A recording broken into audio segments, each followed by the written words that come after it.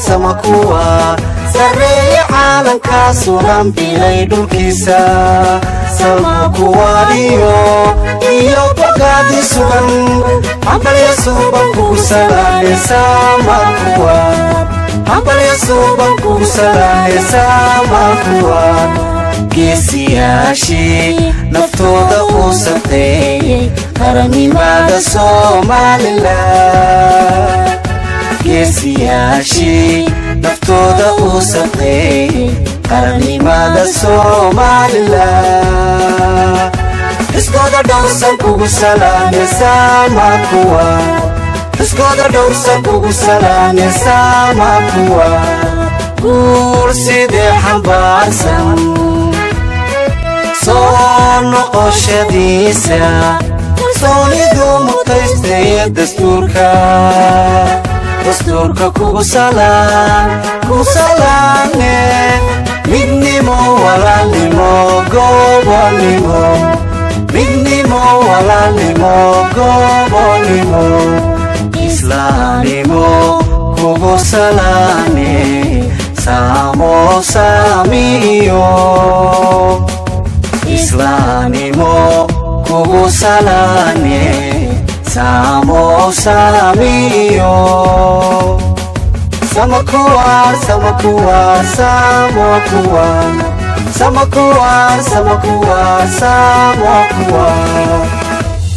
kusii socon doonaa barnaamijkeena iminkana waxaan u yeedhayaa shukri cawl oo ku hadlaysa ereyga madbacadda Hill Press oo madbacadda buugan soo saartay oo sidoo kalena hawshiisa qabatay shukri soo dhawow bismillaah الرحمن الرحيم ugu horeyn ilaahay subxaanahu wa tacaala inoo idmay in madashan quruxda badan la isugu nimaadno ayay mahad u sugnaatay mar labaad xarunta qoraaga iyo cid kastoo madashan caawa qaban qaabisay amba inoo suurto gedishay inaan isugu nimaadno mahad ballaaran baan runtii u hibeynayaa waan ku faraxsanahay inaan caawa ka mid noqono Hill Press ahaan martida lagu soo casuumay barnaamijkan amba daafuurka buugga jidka loo soo maray falsafada runta ah Hill Press ahaan buuggan inaan daabacno isla markaana ku dhiirigelino qoraaga inuu buuggan dib u geliyo dadaal badan amba uu falaqeeyo isla markaana erayo badan oo aan Soomaali ahayn dib Soomaali uga soo dhigo waxaan uga qalleynay amba waa dadaalo aan ugu jirno in qofka akhrista kor loo qaado wacyigiisa iyo ogaalkiisa caadiyan baan ognay marka laga hadlayo culumta falsafada amba culumta cilmiga bulshada waxa saldhigu ah amba ay ka abuurmaanba amba hooyo u noqota cilmiga falsafada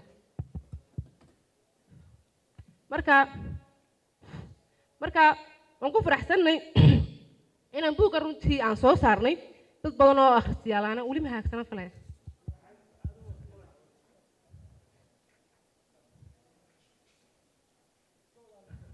okay marka buuggan falsafadu wuxuu ka sheekeynayaa amba ibafur u yahay in aad barato amba waa hordhac ka sheekeynaya culum fara badan oo kow ka yahay falsafadu marka buuggan wuxuu ka sheekeynayaa introductionkiisii hordhiciisii waxaa jiri doona taxane joogto ah oo lagu falaqeyn doono oo lagu qori doono cilmigan iyo culumta kale social science oo dhan marka akhristo kastoo buuggan akhristaayay wuxuu ka faa'iidi doonaa amba uu fikir badan ka heli doonaa culumta social science la dhaho khaasatan amba gaar ahaan wuxuu noqon doonaa cilmiga falsafada buugtan iyo buug kaleba waxay soo bixi doonaan buuggan soo baxay hordhiciisa iyo wixii ka dambeeyaaba waxaad ka heli doontaan maktabadda Hill Press sanadkii 2021 taxanahaas wuxuu noqon doonaa taxane si joogto ah loo soo daayo oo dhammaan akhristayaasha qofka Soomaaliya maktabadda soo gali doonta mar kale waxa runtii mahadcelin iyo maaragtay in loo mahadnaqa mudan qoraaga caawa qoray amba falaqeeyaha buuggan dib u qoray Cabdilaahi Raage aad baan ugu mahadcelinaa ka sharaxaan in dadaal badan galiyay karti badan u galiyay iyo dhammaan maaragtay kasoo qaybgalayaasha barnaamijka kasoo qayb galay waanaad mahadsantihiin ku hadlaysay kelmadda Hill Press iminkana kul waqtigu socdaa waxaynu isaga gudagelaynaa bal Cabdilaahi inuu buugga falanqayn uu inaga siiyo Cabdilaahi soo dhawow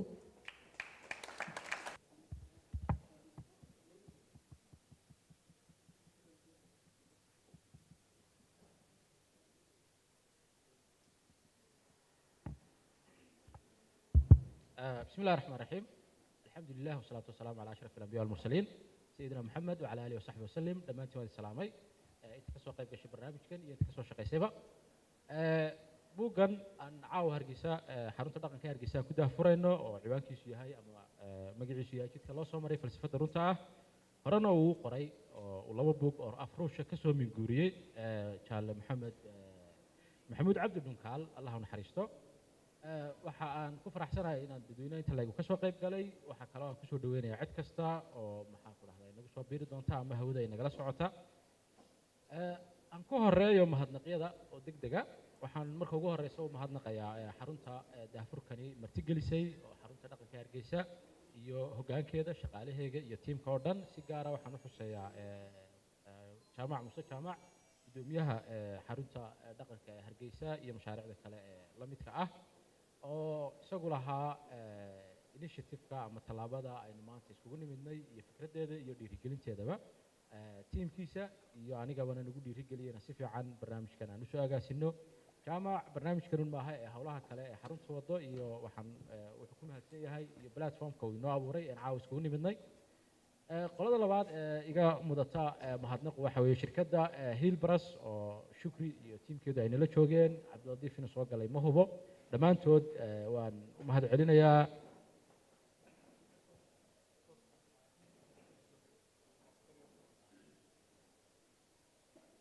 haddaad maqliyodaan codkeeda inta lacaya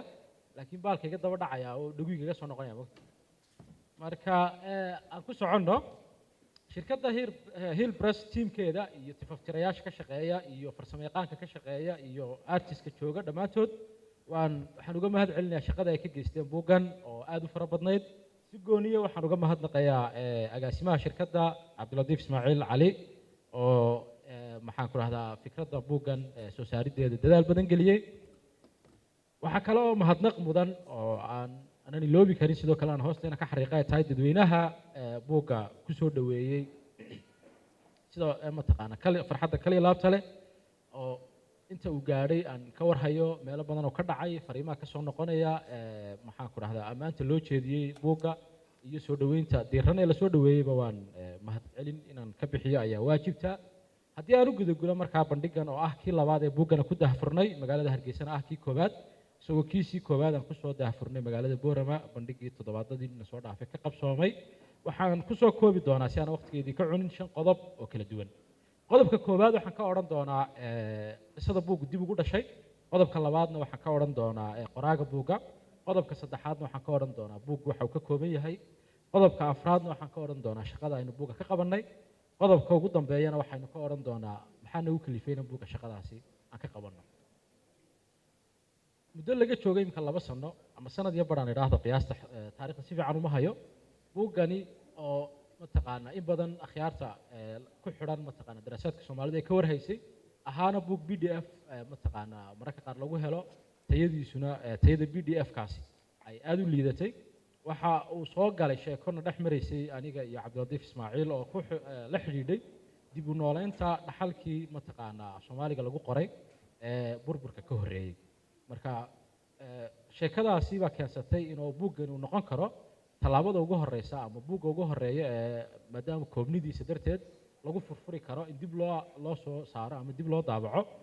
qoraallo iyo hal abuur iyo sheekooyin iyo cilmi baarisyo iyo bugaag noocaasa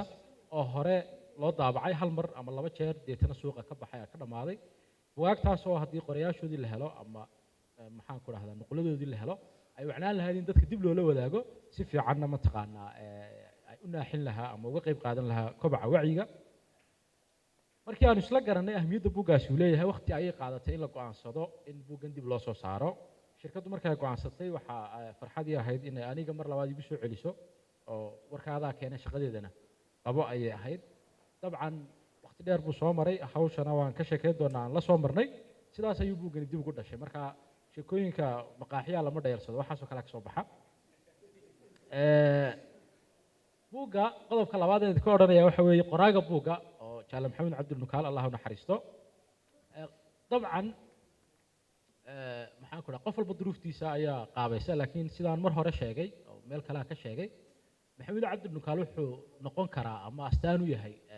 qof mataqaanaa noloshiisa gebigeeduba daraamo tahay ama yacni qof noloshiisu isbedbedel badan tahay ku dhac leh safar badan kalsooni badan ka muuqata isagoo yar markaa si kooban haddii aan idinkaga warramo maxamed cabdi nukaal waxa uu ku dhashay bilowgii qarnigii hore deegaano deris la-ah maxaan ku dhahaa degmada cergaabo dhalinyarnimadiisii halkaas ku qaatay laakiin isagoo wiil yara yani waxyaabaha significanta noloshiisa yani soo taaban kara ee la yaab kale isagoo wiil yara ayuu tacabiray oo uu mataqaana ingiriiska galay isagoon dugsi marin waxbarasho formala aan marin ayuu ingiriiska galay halkaas ayuu wax isku baray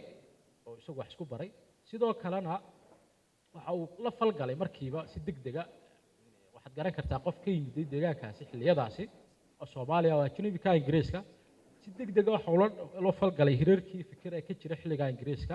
iyo ururadii siyaasadeed waxa uu qayb ka noqday waxyaabaha la xusi kara ka mid ah garabka dhalinyarta ama garabka ardayda ee ururka Labour Party ingiriiska mar dambe waxa uu waxbarasho ka helay dalka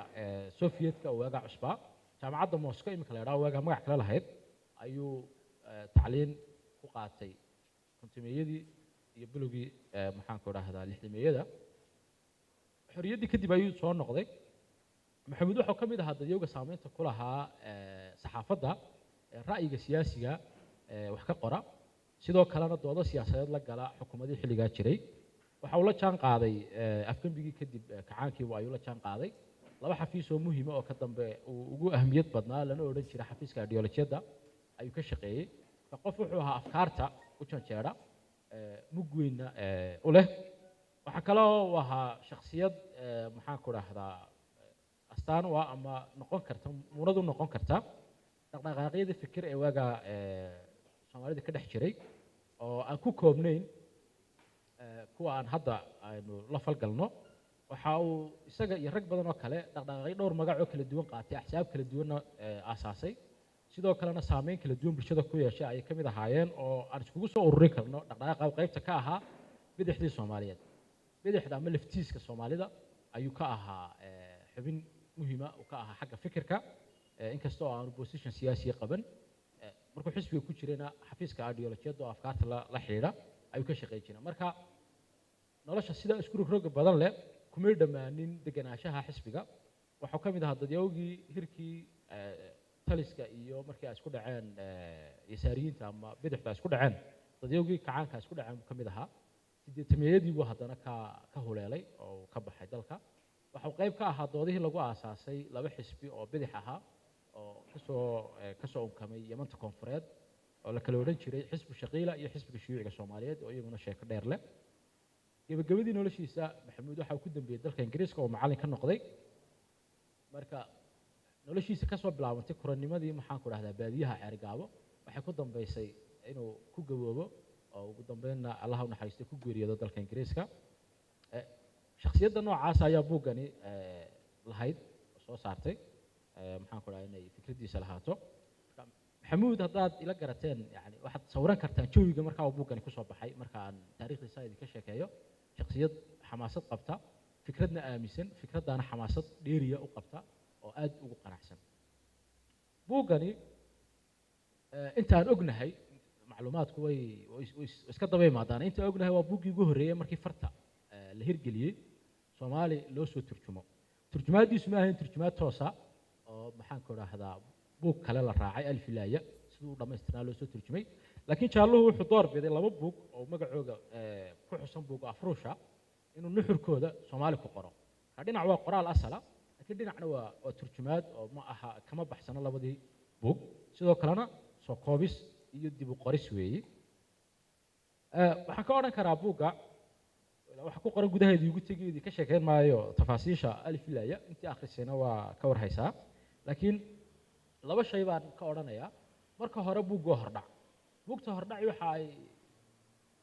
astaan u leeyihiin ama muunadu leeyihiin in mowduuca ay soo koobaan soo yareeyaan luqad fududna ay ku gudbiyaan af fududna ay ku gudbiyaan buuggani waxaan odhan karnaa wuxuu hordhac u yahay falsafadda ama aqoon ahaan iyo ideolojiyad ahaanba qodobka labaad ee ka oran karaa waxa weeye buuggani waxa uu ka mid yahay nooca buugaagta ama nooca qoraal ee la yiraahdo taariikheynta afkaarta fikrad mucaayana baa halkan ku dhalatay cid baa qabtay group bay noqotay waqti bay noolayd jiilba jiil buu dhiibay jiil kasta markay fikraddaasi ka gudubto waxa ay martaa duruufo nolosha isbedelaysa bulshada isbedelaysa technology-ga isbedelaya nidaamka siyaasiga isbedelaya waxyaabaha isbedelaya fikradda imtixaan bay gelinayaan mar walba waaqica ay ku dhalatay waaqic ka duwan markay tagto ama nolosha halkii joogtaa isku bedesho ama deegaano kale ha tagtay isbedelo ayaa ku dhacaya afkaartuna isbedelada way la falgalaan marka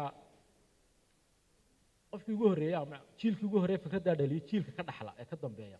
waxa laga yaabaa inuu horumariyo wax ka bedelo dib u curiyo qayb kale farac ka sameeyo isbedeladaas afkaarta ku dhacaya waxa loogu taariikheeyaa ama lagu darsaa cilmiga maxaan ku dhahaa taariikhda afkaarta ayaa lagu darsaa nooc ka mida yani asalka buuguna waa noocaas waxaa ka soo bilaabayaa taariikhda falsafadda bilowgii greega intaanu falsafadda greegu bilaabmin waxaanuu soo gaarsiinayaa lenin uu soo gaarsiinayaa oo ah xilligaa ahaa calankii u siday markasiyadda leninismka ah faraca markasiyadda ah u siday calanka dabcan kama maqna buugga inxiyaasaadka qoraaga taasina wax dabiiciya oo qoraa kastaaba qofku iskama dhex bixi karo waxa badan eedda ah qofkaasi wuxoogii buu qoray dabcan haddii taariikh la qorayo haddii af la qorayo haddii dhaqan la qorayo laakiin dabcan maxaan ku dhaha maroorinta xaqiiqadu waa mushkilad qofku markuu xooga qorayo markaa yani luqaddeena adeegsano in xaqiiqo jirta marooriyaa waa mushkilad laakiin waxa aan marnaba laga dhammaanin qoraa kastaaba waa cid qoraa kastaaba waa shaksiyad afkaar buu aaminsan yahay taariikh buu ka soo jeedaa hayb buu leeyahay haybtaasi mid fikra ha ahaato mid bulsho ha ahaato hayb qoomiya ha ahaato isiruu leeyahay hayb maxaan ku dhaha dabaqadeed ha ahaato oo nolosha halka uu kaga jiro kamana dhex bixi karo qofku haybtiisaasi haybihiisaa kala duwana faraha badan leh qof hal hayb lihima jira laakiin haybihiisaa faraha badan leh kama dhex bixi karo waxaa kaloona ka dhex bixi karin duruufta ku nool yahay wax ku bartay ku dhashay ku koray marka mar walba qoraaga iyo qoraalkiisu si unba iskugu ekaani meelunbay maxaan ku dhahdaa iska shabihi ama meelunbu ka qaloocsanaani taasi cillad ma laha cilladda qura ee loo jeedin karaa qoraaga waxa weeye inuu xaqiiqada horta ka marooriyey oo waxaanay qaadi karin uu geliyey marka ama wax ikhtiraacay ama wax alifay ama wax been abuurtay ama uu wax ka kala tegey si uu meel wax ugu arooriyo marka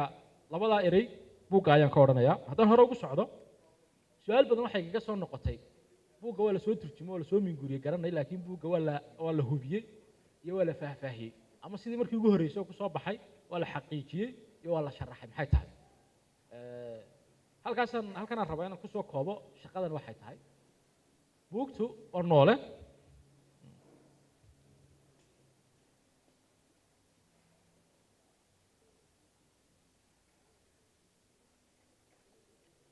buugtu waa noole jiil bay kusoo baxaan ama xaalad bay kusoo baxaan luqadda isbedesho marka ay soo baxaan waxaa isbedela qab fikirka waxaa isbedela afkaarta ay ku dhisan tahay waxaa isbedela maadada ay ka samaysan tahay way duugowdaa waa la iloobaa maqtuudaad ka gashaa iminka xarunta dhaqanka maqtuudaha hore ayaa yaalla oo maxaan ku dhaha buug asala marka dib u noolaynta buugta ayaa xaqiijin la yidhahdaa ama aan markii dambe la isla garteen soomaali lagu qoro hubin buuggii la xaqiijiyo marka waxyaabaha la xaqiijinaya waxaa ka mid ah buuggii naskiisii in la xaqiijiyo qoraalkiisa asalkii qoraallo kala duwan haddii buugga ka soo arooraan la isku geeyo la isbarbar dhigo la isku eego qofka iyo afkaartiisa lagu eego wixii qalada ku biiray laga hubiyo xaqiijintaasi ayay noqonaysaa labo sharaxaaduna waxa weeye in umalayn maayo sharaxaadna sii sharxi kara laakiin in buuggii wixii mataqaanaa ku jiray iminka dadka markii hore waxa loo daabacay jamhuur baa loo daabacay jamhuurkaasi qaab buu lahaa qaabkaasi prediction baa la sameyn kara waxa la qiyaasi kara waxay fahmi karaan iyo waxaanay fahmi karin waxa ay qaadan karaan iyo waxaanay qaadan karin ereyada xilligaa isticmaalka ku wareegay baa jira jiil dambe marka loo daabacayo waa jamhuur cusub marka waa in dib haddana loo xisaabiyo jiilkan muxuu fahmi karaa maxaa ku cuslaan karaa ereyada u baahan sharax mafaahiim mucayana yani fahano gooniya oo laga yaabo inay iminka caadi yihiin baa jiilkay naga dambeeya maxay ahaayeen imanaysa marka in dib loo faahfaahiyo waxaasi waxyaabo contextka la xidhiidha oo markaasi aan loo baahnayn in la sharxo laakiin dib in wax laga sheego u baahan baa jira marka hore hubintaasaan ku samaynay marka labaad waan garaacnay markii hore teeb buu ku qornaa dib baan u garaacnay garaaciddaas waxaa keentay inuu ereyada qaar oo markaa fartu yani ictimaadkaygu markuu hadduu cusbaa toddobaatameeyadii ereyada qaarkood iminka sibaa ayaa noqotay muctamadin si laysla yaqaano in loo qoro mararka qaar ay ama israacaan ama kala hadhaan waxyaaba saasa kuwaasoo dhan waanu ka hagaajinay waxaa kaloo aan samaynay ereyo waxaa jira waagaa af ingiriisku qoraagu isticmaalay oo qaar badan oo ka mid a iminka erey bixinteedu soomaali ahaan wax rasmi ay noqoto laysla yaqaano marka kuwii waan ka saarnay waxaan gelinay kuwa maanta laysla yaqaano kuwa waxa jira af ingiriisi oo bixina ama mafaahiima oo aanan u helin ilaa imika ama aan maxaan ku rahdaa la garan ama aan muctamad noqon maxaan ku rahdaa bixin loo isticmaalo kuwa marka waxaan sameynaa halkii ay ingiriis ka ahaayeen maadaama buug Soomaaliya yahay in la Soomaaliyeeyo si loo Soomaaliyeeyo dhawqeyga Soomaali lagu qoro marka adoo af Soomaali akhriyayo inaad af ingiriis ka dhex akhrido waa gurgurweey waxa sameynay kuwana waan Soomaaliyeennay marka farsamadaasi markaan ka soo dhamaanay ayay bilaabantay marka in sharaxaadana aan gelino dibna tafaftir loogu celiyo dabadeedna aan u soo baxo marka farsamadaas ay buug soo maray marka dhowr qof oo kala duwan oo ka shaqeeyay oo maxaan ku radaa ay ugu horeyso walaasheen Fartuun Sakhawe maxaan ku radaa Budari Warsame Cabdiraxmaan Yuusuf Mustafa Saciid iyo maxaan ku radaa Cabdiladiif Keelle dadkaas oo shaqooyinka qaar kamid ah involved ku ahaana mahad gooriya ayay iga mutaan qodobka afraad qodobka shanaad afkaarta halkaasaan ayaan kaga tegayaa qodobka hal mas'ala ay igu dhimantaana ka bixin sharaxaadda markaanu ka tagnay waxaan u sameynay laba hordhac oo kala duwan hordhac buugga la xiriira marka u sii gogol xaadhaya iyo hordhac qoraaga la xiriira marka hordhaca qoraaga la xiriira oo taariikhdiisa kooban inta aan u helnay marjac iyo source u helnay aan ku sameynay ayaa sawna ku jira marka hordhacaasi waxaan rabaa labaad qoraaga la xiriira inaan uga mahad celiyo nin ay soo wada shaqeeyeen qoraaga saaxiibna ahaayeen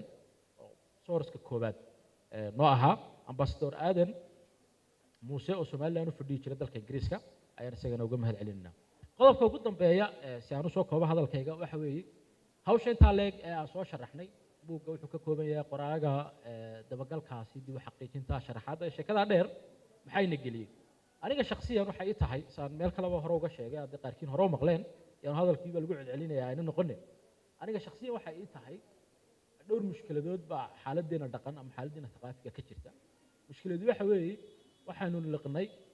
framework hore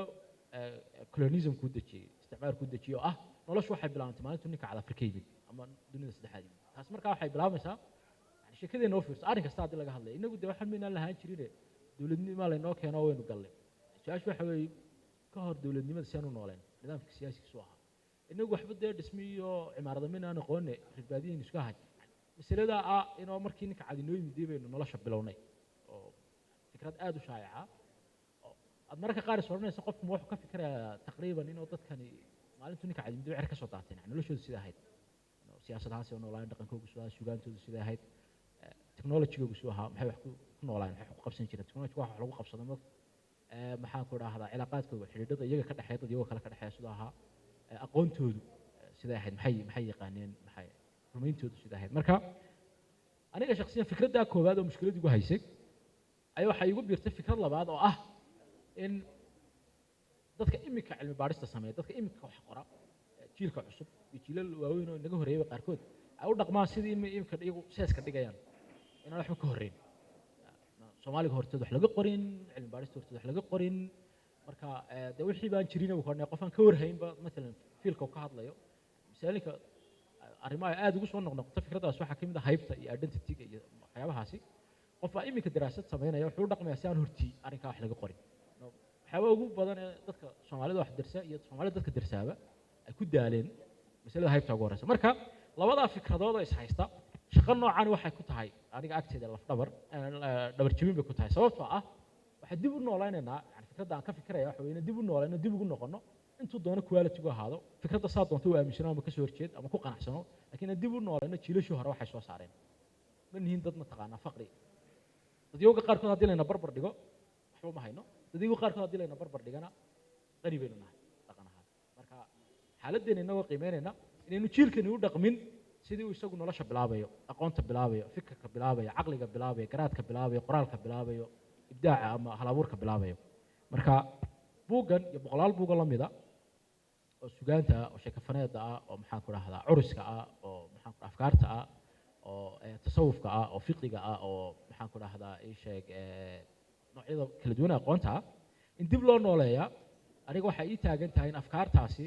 aynu hoosta gashanay deetana aynu isku jaxaabinay aan kaga hortegi karno tusaale noolna u noqon karto maxaan ku dhahdaa in nolol aynu lahayn gumaystaha horteed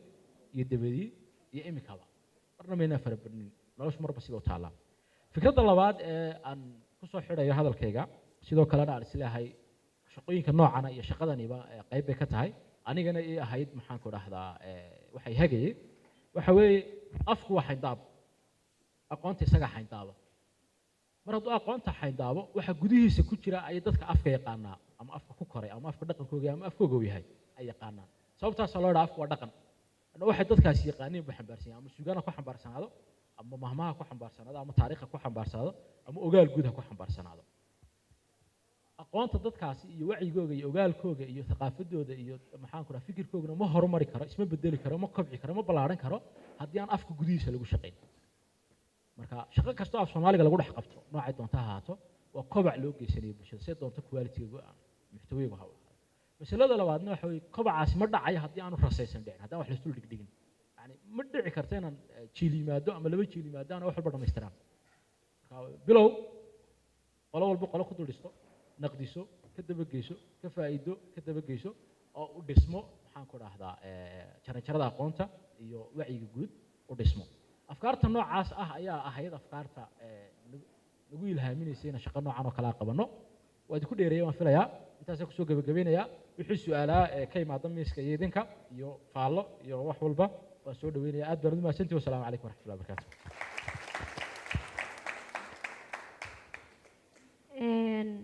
kolba labada su-aalada ugu horeeya aniga sayidka weydiin doona oo ay mar walba muhiim tahay in laga jawaabo marka su-aasha koowaad waxay noqonaysaa su-aal ay dadka badankooda isuda weydiinayeen uu qof walba leeyahay falsafadda runta ah maxaa looga jeedaa buugani ma wuxuu taxliilinayaa falsafadda runta ah ee dhabta ah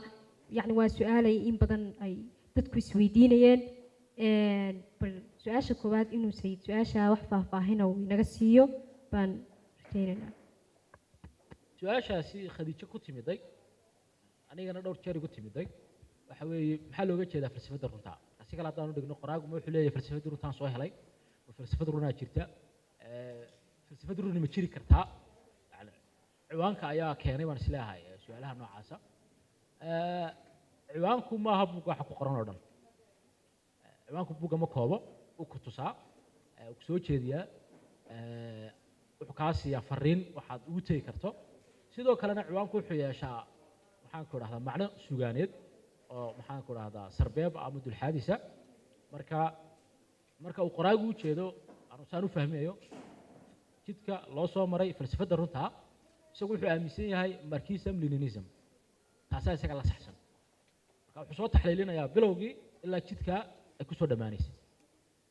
ma ku waafaqaysaa amsood ka soo horjeedsanaysaa waa masale kale saasuu u arkay laakiin macnaheegu ma aha inuu buugga oo buug yaraa oo kooban ayaa falsafaddii soo koobay ma aha labo ma aha inuu falsafadda qore ee jirta ee runta ee saxdii halkan ayay ku jirtaa labadaaba haddaad buugga alif ilaa iyo daalacato waad ugu tegi doontaa waxaan isleeyahay su-aashaas waxay ka imanaysaa akhristu intaanu buugga la kulmin laakiin hadduu buugga la kulmo jawaabtaa wuu la kulmi lahaa haddaad mahadsanta sayid waad mahadsan tahay su-aasha labaad oo kolba dee badankeenu social media waynu wada isticmaalnaayo waynunu aragnay dad badan oo buugga faallo ka bixiyay ama faallo ku darsadayba waxay dhaheen buuggu ma wuxuu dadka ugu baaqayaa shuuciyadda ama markiisamka marka taana waxaan doonayaa inuu cabdilaahi bal uu la wadaago bulshada in buuggani uu dadka ugu baaqayo in shuuciyadda la qaato iyo inuu ama dadku khalad fahmeyn su-aasha laba qodob baan ka odhanayaa qodobka koowaad waa maya uguma baaqayo maxaan sidaa u leehay afkaar kasta oo lagu baaqa taasi ceeb maaha hadduu buug shuuciyadda ku baaqayaa jiro waa buug fikrad ku baaqaya mushkilad ma laha laakiin buuggan maaha buuggan maxaanu ahayn buuggan shaqadiisa wuxuu ka dhigay inuu soo bilaabo u taariikheeyo si kooban falsafadda marka markuu u taariikheynayo uu ka warramaya haddii aad markaa la kulanto masalan isagoo dhowr ra'yintiisu soo daba dhigo midna dhaleecaynaya midna ammaanaya waa commentary waa faallo u qoraayo ku darsaday laakiin ma aha nooca buug ee markuu afkaar ku baaqayo qodobaynaya xujaynaya qofka kale la niqaashaya jawaabo ka bixinaya doodaha la falgalaya nooca maaha hadduu nooca ahaan lahaa waa buug kale ayuu noqon lahaa yani ma noqdeen taariikh afkaar ma marka dooda haddaanu soo gudbinayn baaq ma soo gudbinayo laakiin haddii uu qofku ka dhadhansado inuu qoraagu leeyahay inxiyaas leeyahay oo dhinac u janjeedhaha taasi ma wax qarsoon maaha qoraagu qof wax aaminsan buu ahaa qof wax aaminsanna wixiisa faallada oo ku darsadaa marka taasi wax la yaab leh iyadu maaha laakiin sida nasku yahay ma aha buug dacwada waa buug falanqeyna taariikhayna weeye okay cabdilaahi aad baad u mahadsan tahay kulba buugu aad buu u kooban yahay marka mar haddii sharaxaadda intaa dherarka la eeg la galay waxaa u eg tahay inaanay waxba hadhin oo aynu halkaa aan kusoo koobayno marka cabdilaahi halkaas bay kaga dhan tahay minkana waxaan u yeedhayaa qof ka mid a akhristayaasha dadkan buugga akhriyey oo faallo ku darsan doona aamin cabdirashiid baan u yeedhi doonaa oo buugga faallo ka bixin doona buugga qodobkaada waxa weeye buuggu muxuu faa'iido noo leeyahay innaga qofka akhristaha muxuu faa'iido leeyahay kow qodobka ugu weyn ee buugga faa'iido noo leeyahay waxa weeye in inoo soo dhaweynayo fahamka falsafadda marka qofka aan kasab ka haysan ama qofka aan ka haysan maaragtay si guud aragtida inoo soo dhaweynayo fahamka falsafadda marka taasi waa wax maaragtay aynu ka duwanaanayno dadka kale maadaama wixii loogu soo minguuriyey af soomaali aynu ku helna af soomaali marka qofka aan concept guud ka haysan falsafadda inuu maaragtay wax badan ka dheefi doono qodobka labaad waxaan odhan doonaa maxaa buugga waxaan malaha moodaa in complicated noqday buug oo si falsafadda runtaa marka la idhaaho qofku isweydiinayo falsafadda runaa la helay ma falsafad runaa la helay ma tu waxaa jirtay uu qoraagu inoo keenayo falsafad runa horta oo buug qorri ma jirto laakiin falsafadda loo taariikheynaya si guud buugu wuxuu inoo koobaya un waxa weeye falsafadda waxaa marka ugu dambeysa odhan doonaa cabdilaahi oo run ahaantii shaqooyin ka geystay waxa ugu weyna cabdilaahi inoo qabto waxa weeye in dhaxal mar hore laga tegey oo lasoo helayay in maaragtay inoo keenay oo inoo faahfaahiyey oo wixii maaragtay aynu inaga geysan lahayd inaynu maaragtay ku khalkhalno inoo faahfaahinayo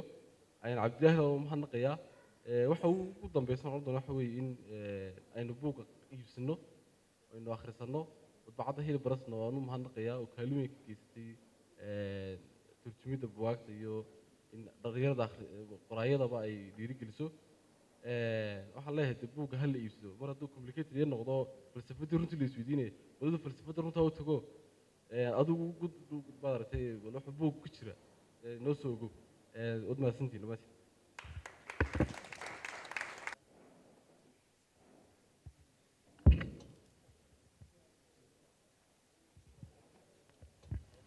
بسم الله الرحمن الرحيم marka hore magacaygu waa cabdicasiis cali maxamuud waxaan in yar uun ka oran lahaa taariikhda uu sheegay ee falsafadu ay ka soo bilaabmatay sida aan ku maqlay intii aan falsafada maxay ahaydey akhrinayay waxaan helay in taariikhda ay ka soo bilaabmatay falsafadu imaamu qasaali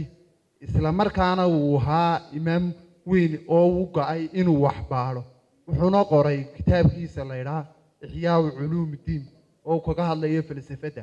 markaa kitaabkanna waxaad sheegtay buuggan in la soo turjumay oo ruush lagu soo turjumay mafaahiinta ay ka haysato islaamka iyo maxay ahaydey iyo dadkan kale gaaladuna way kala duwan yihiin markaa aragtida islaamka ee ku salaysan maxay ahaydey falsafada ma noo sheegi kartaa midha kale su-aasha kalean raacsan lahaa waxa weeye waxaad noo soo jeedisay inaan falsafada akhrisano qaacido dhab oo jirta aad tidhaahdaa falsafadda haddii aad in yar ka barato waxay kuu hogaamisaa ilxaadka laakiin haddii aad wax badan ka barato waxay kugu hagtaa jidka saxda ah markaa bal arrinkaa ka war aad baad u mahadsan tahay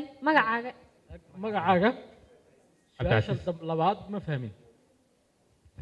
su-aasha labaad waxa weeye waan maqlay laakiin erga ugu dambeeya su-aasha labaad waxa weeye falsafadda oo aad in yar ka akhrisato oo dhex gasha waxay kugu hogaamisaa ilxaad markaa falsafadda oo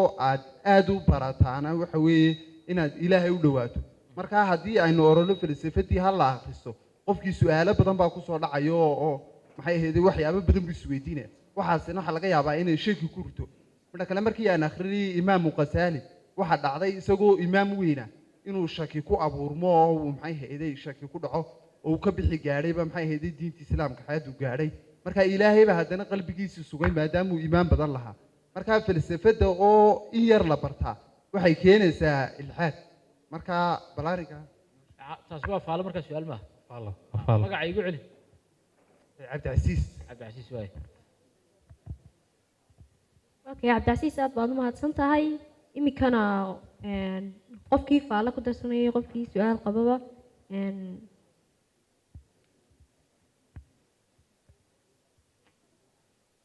magacaaga adigoo ku bilaabaya السلام عليكم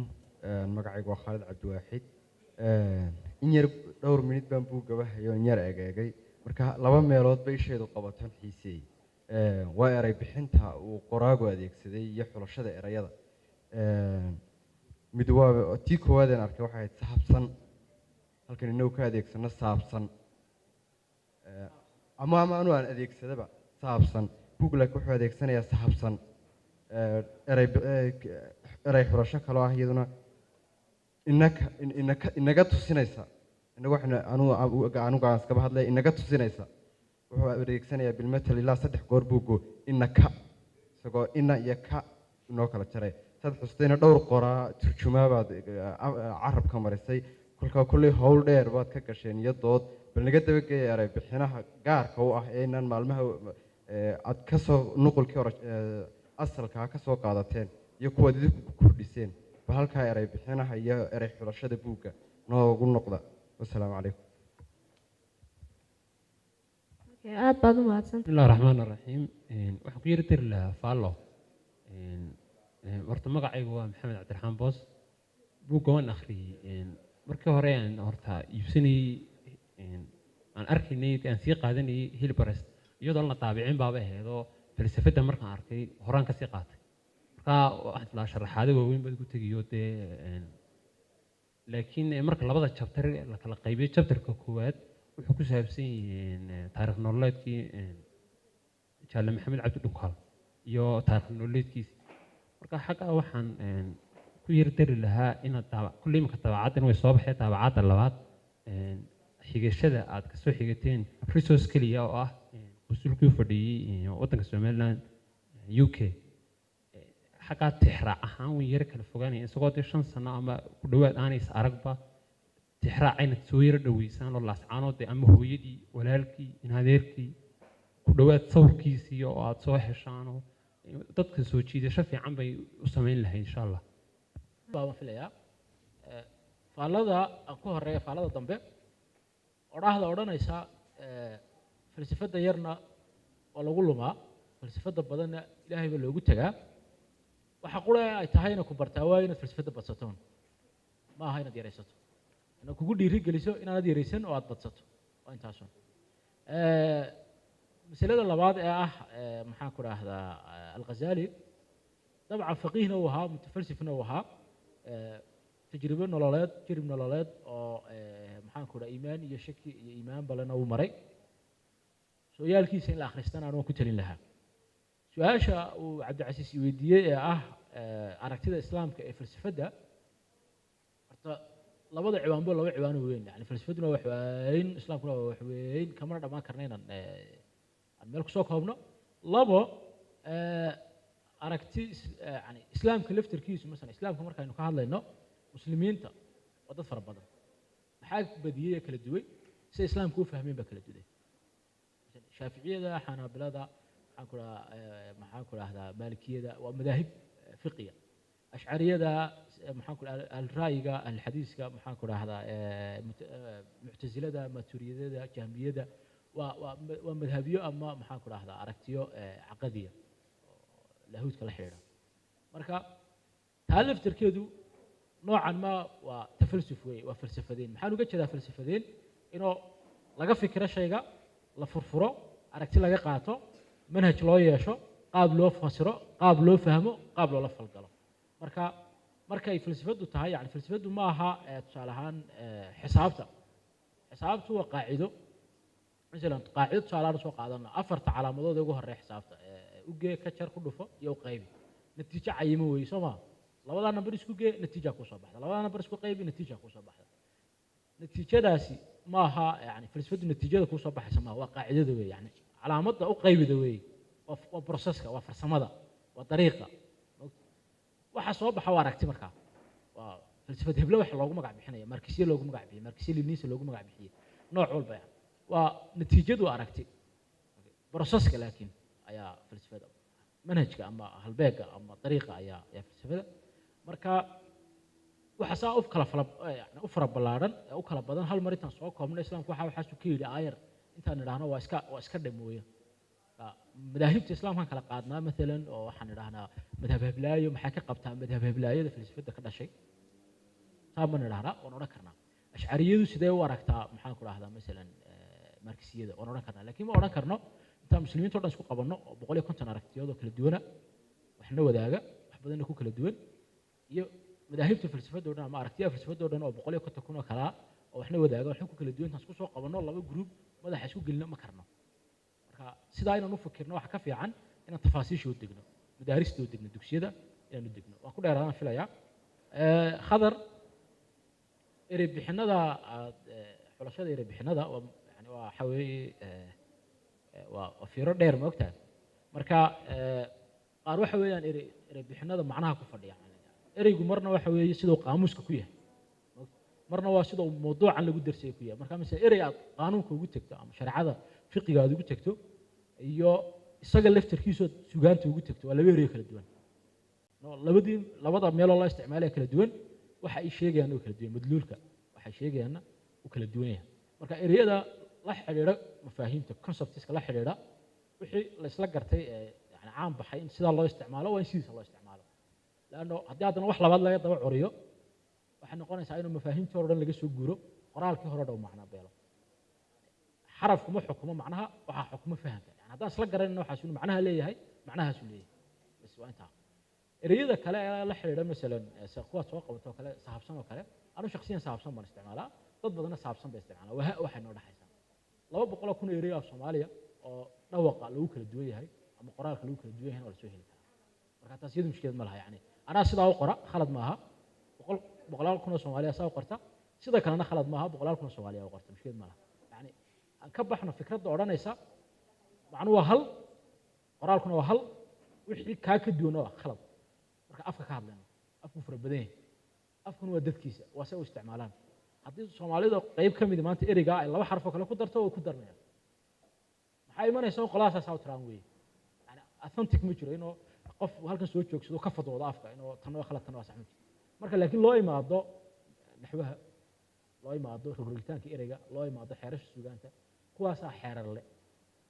macnaha ay abuurayaan iyagu laakiin ereyadu waa dhawaqa la qoraa qoraalku wuxuu ka imanayaa carabka asala carabkana waxa asal oo cid ku dhawaaqaysa marka ka wululitaa maxaan ku raahdaa qofka saddexaad boos inuu haaban filaya horta aad baad u mahadsan tahay tixraaca sooyaalka qoraaga marada akhrido waxaad garanaysaa inuu qoraagu yahay maxaan ku raahdaa qof aan bixin hore wax looga qorin waxaan aad uga xumahay inuu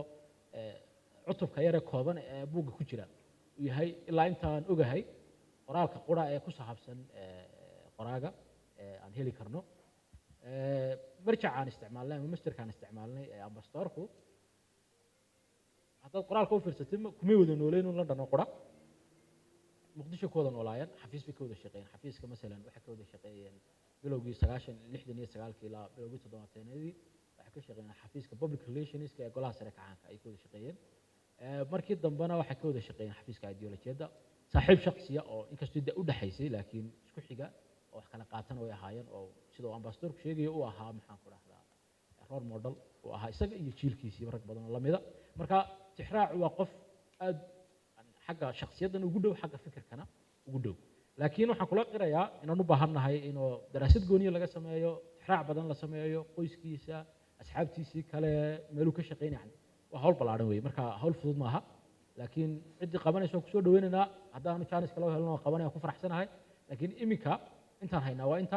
intaana qofkii ugu dhawaa fikir ahaan ka warhayay yani afkaartiisa la niqaashay sidoo kalena shaqo ay soo wadaageen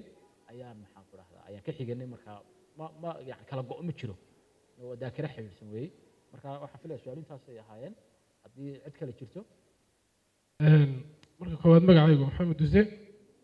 xoogay waan yar dhaxamoodo haddii codkaygu xabaab yeeshay isaga ka dulqaadanaysa waxaan rabaa qoraaga inaan weydiiyo maxay tahay xidhiidhka ka dhexeeya falsafadda iyo nidaamka shuuciyadda maadaama dadka ugu badan ee filosofiyada iyo dadkan fikradaha soo gudbiya ay yihiin dad raashiyaana raashiyaankuna ay yihiin dad shuuciya oran karnaa qoraa xiriir baa ka dhexeeya falsafadda iyo nidaamka shuuciyadda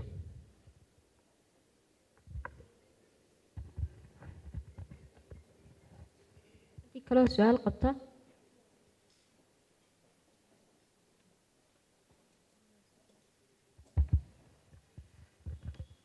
بسم الله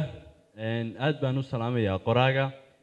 sidoo kale waan mahadnaqayaa xarunta dhaqanka iyo hiil barays qoraagana waxaan ku bogaadinayaa inuu bugaagta falsafada noocan oo kale uu wado Soomaalideen waxaa jira cilmiyo badan oo ay ka aaminsan tahay wax kale sida falsafada psychology-ga marka qoraagana waan ku bogaadinayaa su'aashaydu waxay tahay waa kuma philosopher amba qofku goorma la oran karayaa hebel waa philosopher amba darajada noocaasa goorma la oran karayaa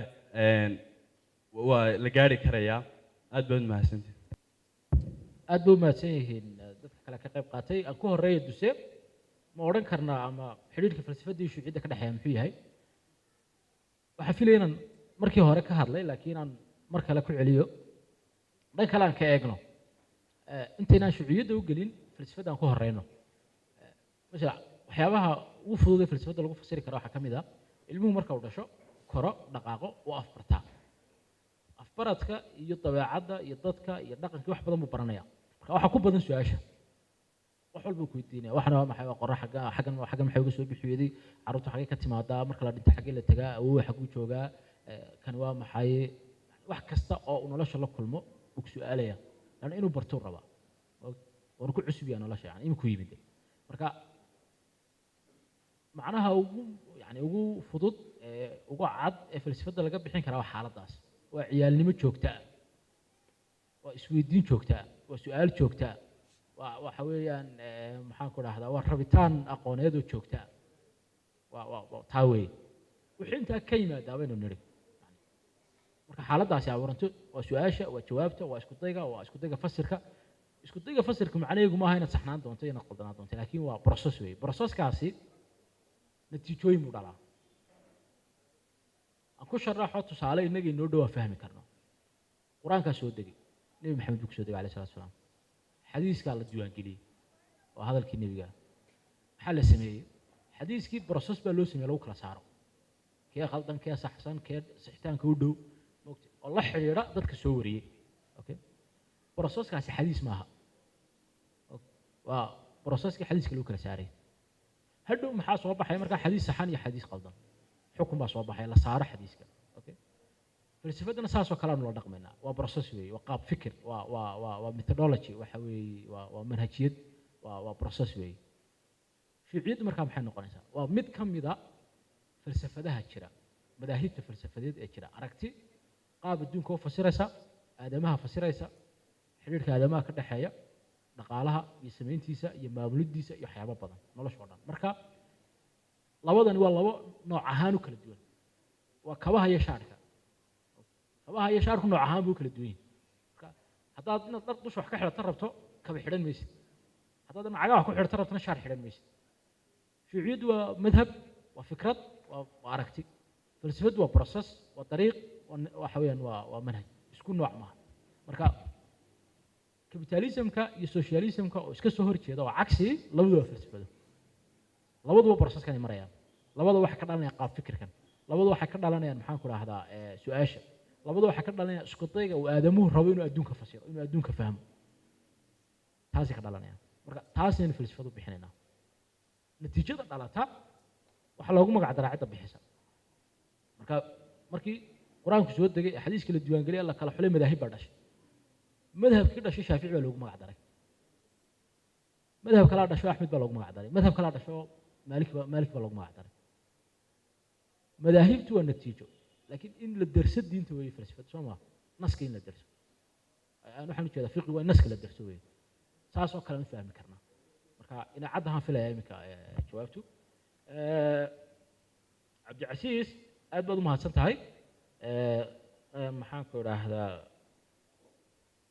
goorma ayaa la odhan karaa qofka filosof anuu isma lihi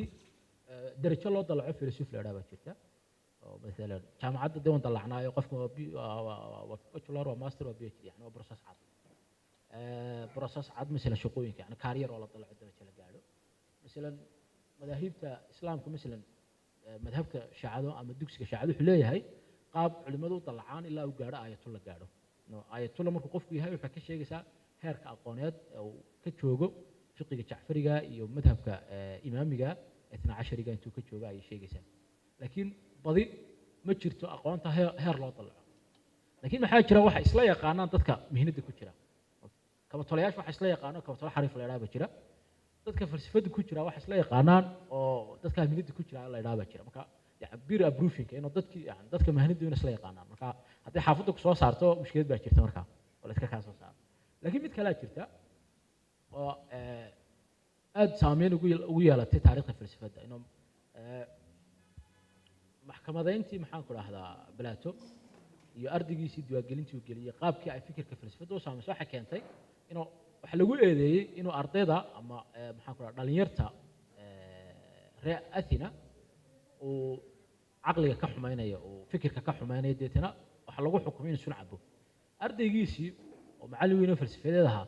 dib uu uga gurtay public sphere yani arrimaha dadweynaha iyo la falgalka dadka maxaan ku raahdaa caamada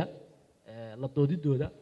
falsafada in shaarica lagu niqaasho maqaaxida lagu niqaasho dib uu uga gurtay falsafadu markaa waxay qaadatay qaab elitism yani inuu nukhbadu ay ka doodo hal doorku ka doodo oo meel loo fadhiisto oo college oo academy oo maxaan ku raahdaa process loo soo maro oo loo dalaco moogtahay laakiin haddana imika dib marar dambe waxa imika misalan tusaale ahaan tobaniyaanka sanayna soo dhaafay waxaa caan noqday kafeega maqaaxida falsafada oo kale inuu arday falsafada dhigata dad danaynaya dad aan aqoonin maqaaxida la iska yimaado falsafada laga wada hadlo laga doodo wax laga sheego laga niqaasho saa loo marka bilowgii halkay ka soo bilaabantay ay ku soo noqotay fikrad aragti aad u mataqaan xiiso badan waxa ka qabtay masaladaasi Hannah Arendt oo ahayd filosof Chalmara markii dambe Mareykan degay oo ku eedeynaysa filosofiyada ku eedeynaysa inay isku ururiyeen circle yar wareeg yar oo iyaga u gooniya iyagoo afkaarta ka wada doodaan iyagoo wada hadlaan iyagoo wada niqaashaan concepts ka go'an waaqica ka go'an bulshada ka go'an nolosha caadiga ee maalinlaha ay gooni ula baxeen iyagoo isfahmaan iyagoo wada hadlaan laakiin aan dadweynaha wax la wadaagin marka iyadoo waxa ku talinaysaa inuu filosofka runtii uu yahay ka nolosha caadiga nool dadka la dooda dadka wax fahansiiya falsafadeeya nolosha maalinlaha ah bolitiga bulshada dhaqaalaha wax kasta oo noocaas marka qaabkaas aan uga fikiri karnaa laakiin ma aha qofku maalintu halka dhameystiro waa filosof ma aha waxa jira dadaan iskuul gelin oo filosofiya iyo dad PhD falsafada ku sita oo la yiraahdo macallimiin falsafada filosofiya ma aha marka aku yani isku qaadin aad ma santi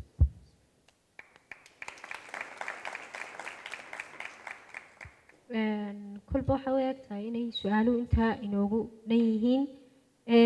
dhammaan ciddii danaynaysa buugga inay iibsadaana halkan dambe way ka helayaan qofkii saxiixa u baahan oo qoraagu la soo mari karayaa ugu dambeyn waxaynu kusoo xiri doonaa barnaamijkeena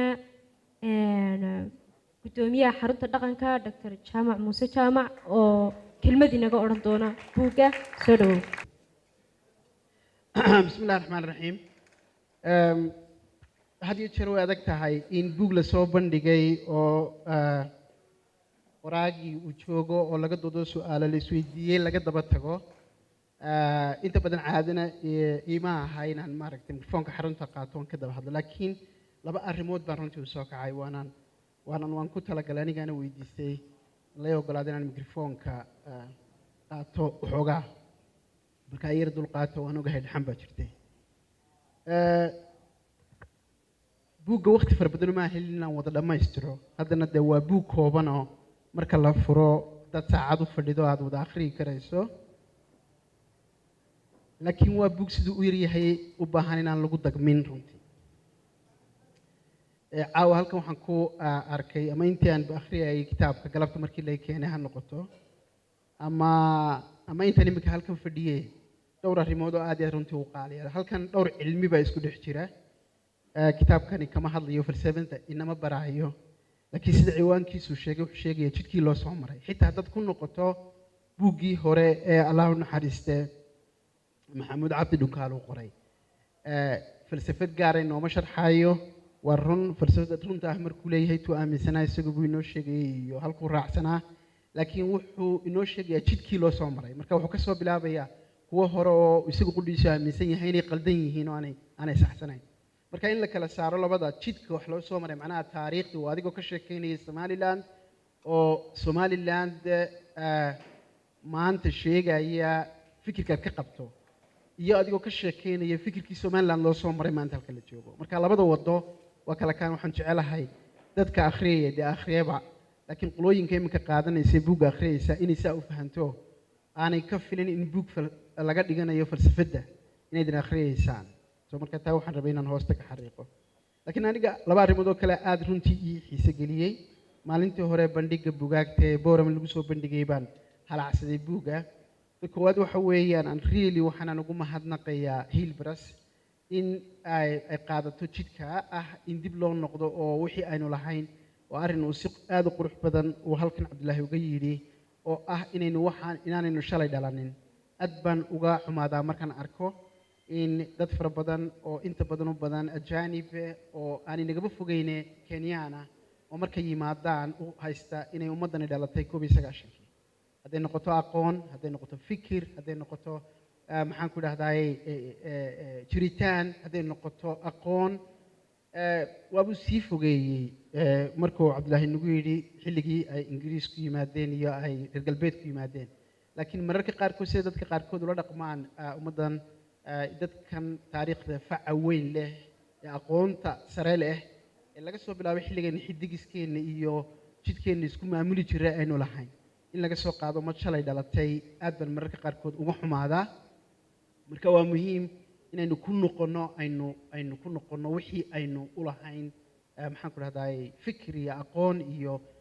ama ha saxsanaadaan ama ha qaldanaadaan maanta marka indhaha maanta lagu eego laakiin indhihii maalintaa wixii jiray inaynu ogaanaa aad baan ugu farxay aad baan ugu hambalyeynayaa Hilbras iyo Cabdullaahi iyo inta kale shaqaysaba arrinka labaad aan rabo inaan taabtaa waxa weeyaan markaan leeyahay laba aqooneed baa halkan isku jira halkan waxaa ku jira cilmi cusub oo u baahan yahay dhalinyarada maanta jaamacadaha ku jirta inay ka dhigato maaragtay takhasus waa cilmiga afka ingiriisiga la philology-ga macnaha arrinka hubinta ee uu inoo sharxay Cabdullaahi in kutubta wixii qoraal ku soo baxa literature-ka wixii qoraal ku soo baxa in dib loo noqdo dib loo faaleeyo haddii ay jiraan kuwo kale kaanoo soo baxay haddaad eegto buugga Ibrahim Hawd aanadii nageeye 2 edition baa maanta jiro oo aynu haysanaa labada edition oo waqti yar isu maaragtay laba jeer baa la daabacay kitaabka dib baa loo saxay waxa laga yaabaa in laga saxay higaada meel laga booday 10 sano kadib 20 sano kadib 100 sano kadib aqoon-yahanka dib u baadhaya ee labadaas buug isbarbar dhigaya ee soo saaraya taariikhda dhabta ah ee buuggaasi uu soo marka waxa la baranayaa aqoonta la baranayaa waa kitaabka laftiisa waa qoraalka ma aha nuxurkiisa waa qoraalka laftiisa marka aqoonta weyn ka muuqata halkan ee ereyada quruxda badan ee af Soomaaligana ay isticmaaleen qoraaga iyo maxaan ku dhahdaay dadkii kale ee la edit gareeyay runtii aad iyo aad baan u jeclaystay ina soo jiidatay aqoonta ah inaynu la barto aqoonta philology-ga hubinta oo qeex aad iyo aad u wanaagsan runtii ku qoran ah hubinta iyo isbarbardhigga iyo faaleynta iyo waxa la yiraahdo critic edition oo ah inaad faallo ku samayso oo aad sharaxdo meesha u baahan sharaxaad oo uu macnayn ku samayso meesha ereyga u baahan ereyga la macnaynayo iyo inaad ku dhiirato sidii ku dhiiradeen mararka qaarkood oo ay saxaan meelo ay u arkeen qalad yihiin iyagoo laakiin ilaalinaya kii uu qoruhu sameeyay markii qoraagu markii hore sameeyay marka aqoonta ku jirta halkan aan runtii aan dareemay in laga booday in hoosta laga xariiqa waxa weeyaan maaha oo kaliya ciwaanka xoogga badan ee inoo soo jiidanaya ee ah falsafada laakiin kitaabka halkan waxaa ka muuqda dhowr aqoomood oo kale oo u baahan dhalinyarada maanta joogta ee cilmi baarista sameynaysa ama kuwa jaamacadaha ku jira ee dooranaya halkay ku takhasusi lahaayeen inay doortaan oo ah cilmiga adigoo aan eegin nuxurka buugga gebigiisa harta buugga inaad maaragtay ku samayso cilmi baaris aad ku samayso qoraalka laftiisa inaad u abtiriso inagu inaga abtirsano oo ilaa 20 oday abtirsano seeno reer u raadino laakiin inaynu kitaabka u abtirno idhaahno kitaabkan halkee baa lagu qoray yaa qoray imise nooc baa laga sameeyey maxaa laga saxay markii editionkii koowaad iyo editionkii labaad iyo editionkii saddexaad farqiga u dhexeeyey muxuu ahaa waxaa laga yaabaa haddaydin eegtaan louis ninka la yidhahda inta ugu badan ka qoray dadka soomaalida buuggiisa koowaad ee uu pastoral democracy ka sheekaynayo iyo ka iminka jaamacadaha lagu dhigta si u kala duwan yihiin oo keliya baad ka dareemi karaysa qiimaha ay leedahay aqoonta maaragtay uu inoo iba furayo kitaabkan ta saddexaad ee ugu dambaysaan jecelahay inaan idhahdo waxa weeyaan afku wuu koraa kitaabka aad buu loogu sharxay macnaheeda cabdillahin halkan wuu ka taabtay oo ah afku de wuu nool yahay bulshadu la nool yahay sida aqoontu u nooshahay waanuu koraa erayaa kusoo biira erayaa dhinta erayaa isbedelo nuxurkoodu isbedelaa marka waxaan aad u jeclaystay inaynu qaadnay jidkii degaamaynta aqoonta macnaha in afkeenna aynu aqoontan aynu baranayno si ay inoogu duxdo maalin dhaweyd laba habeen kahor waxaa lasoo bandhigay turjumaadda juscama oo maxamed xirsi guuleed cabdibashiir daabacay kitaab aad iyo aad u qaaliya dabcan waa juscama waa kitaabkii qur-aanku waa qaali laakiin inuu af soomaali ku qoran yahay af soomaali aad u wanaagsan oo laga taxadiray oo 6 sano oo waqtiga la geliyey si wax wanaagsan u soo baxaan waa aqoomeynta degaamaynta aqoonta aan ka hadlayo tanna waxay la mid tahay inaynu cilmi kasta aynu baranayno afkeena aynu ku korino afkeenu u erayo yeesho ka turjumaya aqoonta oo aanaynu uun soo qaadan ereygi oo aanaynu dhawaaqa bedelin aynu helno macna aynu si inoogu duxdo aqoonto aynu u fahanayno si aynu go'aan uga qaadano hadda maaha saxsanaanteedii qaladkeeda laakiin wax sidaas saxsanaanteedii qaladkeeda u qaadato marka hore waa inay kugu duxdaa ood fahantahay inaad afkaagii iyo dhaqankaagii iyo ummadnimadaadii aad ku fahantaa waa ha yaraado oo macnaha tira ahaan ha dhuubnaado laakiin kitaabkani aad buu uga xoog wen yahay inta ay dhiflaysaa marka fadlan xagga hore qaybta hore ha ku boodina qaybta dambe ee jidka loo soo maray falsafada runta ah waayo waa ereyga idin wada jiidanaya laakiin xagga hore shaqada ku jirtay arrinkaa lagaga hadlaya runtii waa arrin aad iyo aad ii xiise geliyey waxa ugu dambeeyaan odhanaya waxa weeyaan afka uu ku qoran yahay waa af macaan had iyo jeer anigu xisaab baan bartay marka aan qorayo afka soomaaliga aan ku qorayo aqoonta had iyo jeer culays baa iga qabsada ereyadaad qoraysaa waa ereyo waaweyn waxaa laga yaabaa nuxurkii aad doonaysay inaad gudbin kari weydo adigoo af soomaali ku hadlay mararka qaarkood soo Soomaaliya dee af soomaali mala afka ingiriisiga u jeestaa bala qaatay iminka haddaan qeex xisaab saraha idiin akhriyo waxaa laga yaabaa inaad tirahdaan war afkanaad ku hadlaysa maxaa lagu qaadaa laakiin ingiriisda haaye nooda kii ingiriista aan ku sharaxnay waayo terminology-ga ama erebixinta la isticmaalayo waxaan aad iyo aad u jeclaystay sida qoraaga iyo maaragtay inta la shaqaynaysay la akhriyeysay ay uga fiirsanayeen haddaan heli karo meel halkan aan calaamadsaday in koritaanka afka waxyaabaha ka midka ah ee ay taabteen waxaa ka mid ah ereyga ila meerayso waan ogahay in idinku qoslaysaan laakiin maanta macnaha ereyga ila meerayso shalay 2 sannadood ka hor macnihii uu samaynayay iyo maanta macnuhu samaynaya dictionary-ga maanta aan isdhaahdo qor dee way ka kala duwantay kan qorayay bilka waxaan lahay 2 sannadood ka hor soo maaha wuxuu noqday erey galay afkeenii erey hore u jiray buu ahaa laakiin macno cusub oo galay ya waxa ka mid ah faakahaysi iminka sidii noo isticmaashaan ereyga faakahaysi haddana 2 toddobaad buu jiraa baan malaynayaa wejiga cusub uu leeyahay macnaha afku inuu af nool yahay oo ummadiisa la nool yahay waxaan runtii aad u jeclaystay afka uu ku qoran yahay buugu isaga oo taabanaya wadciga hadda taagan ya erey kala jiro oo iminka ma haye aniga laga yaabo haddii aan anigu qori lahaa aan marka hore dib isu yara taagi lahaa because of da'dayda because of maxaan ku dhahdaa afkan anigu ku hadli jiray laakiin idinka dee wax caadi idinla ah anigu markaan yaraa haddaan allaha naxariistay aaba hortiis ka idhaahdo waxaasi waa iska caadi dee waa la dharbaaxay waa erey aad wuxuu ahaa fool xun isticmaalka waxaasi waa iska caadi maantana waa iska caadi si kasoo tidhaahdaan lama dhadhansanayo maxaan ku dhaha afsuuqdii lama dhadhansanayo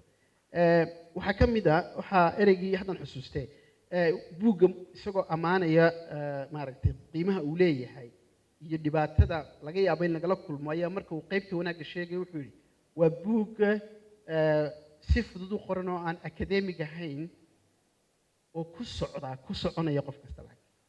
ereyga ku socdaa waxaasi igu socdaa heesta oo dhegeysanaya igu socdaa ida way idin ugu tagaysaan isticmaalka isagu muu dhaadin markuu qorayay laakiin because waa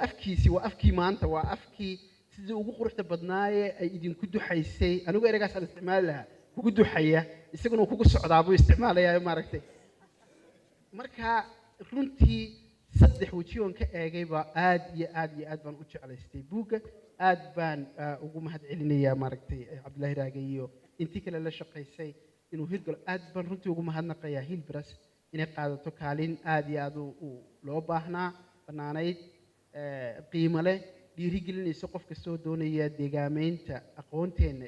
koritaanka afkeenna in maaragtay jidka cusub uu furmay aad iyo aad baan maaragtay ugu farxay intaas baan isu taagay inaan kitaabka ka idhahdo waan idinku dhiirigelinayaa runtii inay idin akhridaan weliba qaybtaa hore ee xiisaha la oo idinku soconaysaa ay idin akhridaan ayaan idinku rajaynayaa